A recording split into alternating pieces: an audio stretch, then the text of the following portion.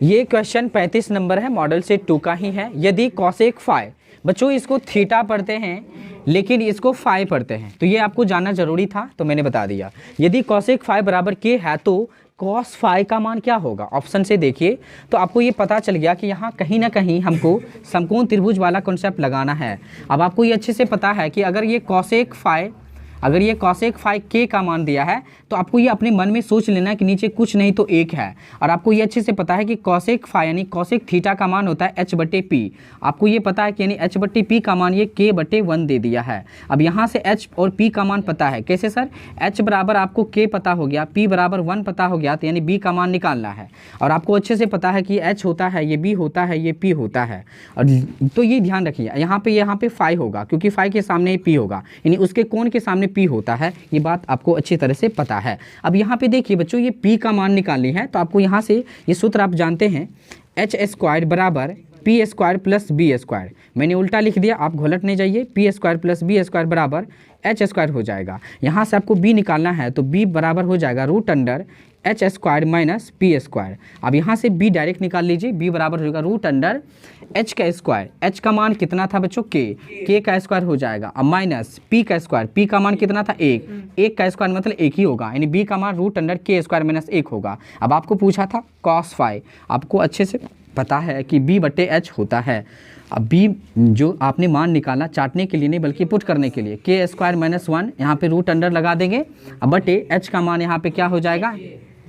k हो जाएगा। तो √k² माइनस 1/k ऑप्शन में आपको b नंबर दिख रहा है, आंसर हो जाएगा। 8 नंबर क्वेश्चन है, रेखा y बराबर 8 का आलेख निम्न में से किस बिंदु से होकर नहीं गुजरेगी? अब ये प्रश्न जो है ना, अगर आपको दिमाग लगानी है तो y बराबर 8 अर्थात y का बिंदु 8 होनी चाहिए, और जो कि ये 3 ऑप्शन में था, डी नंबर ऑप्शन में नहीं था, तो इसका आंसर डी होगा। इसलिए इजीली बन जाते हैं। रेखा y बराबर 8, यानी ये जो y बराबर 8 है, यानी y की जगह पे अगर आपको 8 मिल रहा है जितने ऑप्शन में, उस सभी ऑप्शन से वो, यानी उस सभी बिंदु से वो निकल रही है रेखा।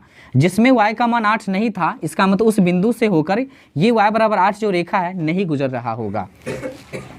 ठीक है, इसका आंसर ये होगा। ये क्वेश्चन 24 नंबर है, मॉडल सेट 2 का। द्विघात समीकरण आपको दिया हुआ है, वहाँ पे उसकी कंडीशन दिया है p ≠ 0, यानी p 0 के बराबर नहीं होना चाहिए, कि मूल है। ये क्वेश्चन इनडायरेक्टली आपको लग रहा है कि क्वेश्चन पढ़ने के बाद समझ नहीं आता कि पूछना क्या चाहता है, अर्थात मूल पूछा है इस द्विघात समीकरण का। तो मूल मतलब होता है क्या चीज़ बच्चों बताइए? x का मान होता है। आप लोग सभी जानते हो कि मूल का अर्थ क्या होता है?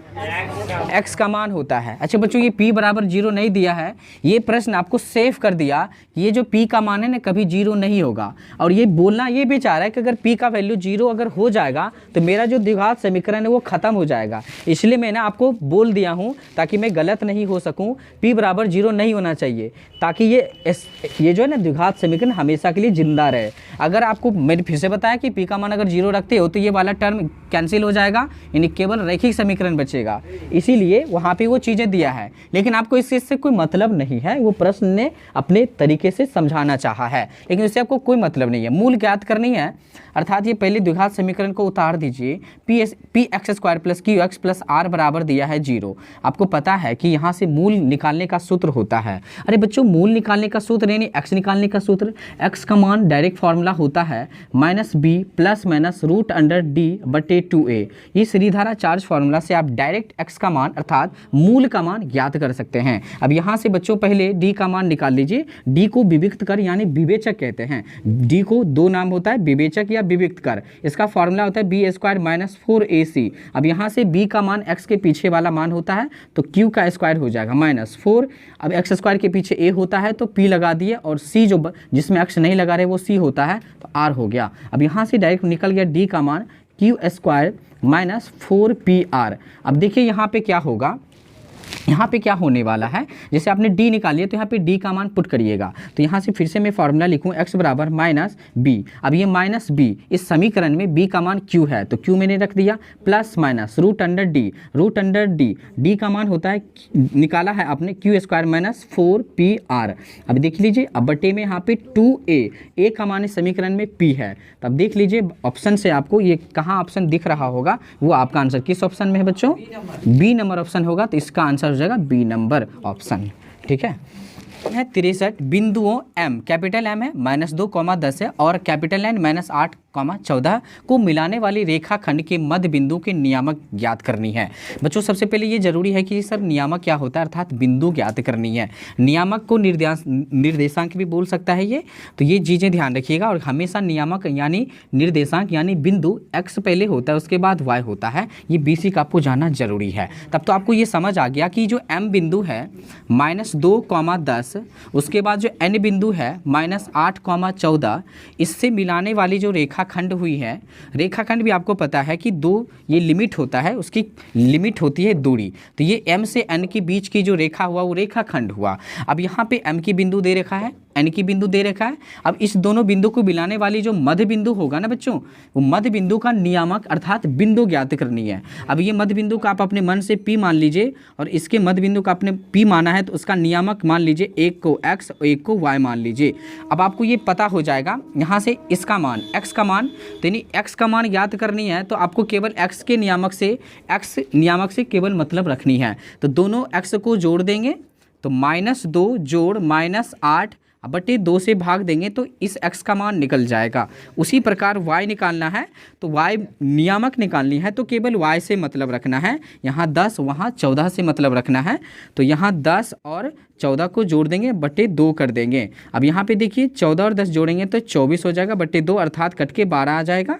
बच्चों यहाँ -2 है और ये प्लस माइनस माइनस होगा 8 बटे 2। अब ये समान चिन्ह है, जुट जाएगा 10 बटे 2, लेकिन बड़ा अंक वाला चिन्ह लग जाएगा, ये कटिएगा तो यहाँ पे -5 आएगा। अर्थात आपने देखा कि यहाँ पे x की वैल्यू -5 आया है और y की वैल्यू 12 आया है। पहले हम x की मान लिखते हैं, उसके बाद y का मान लिखते हैं। तो इसका जो मध्य बिंदु का जो नियामक होगा -5, 12 होगा।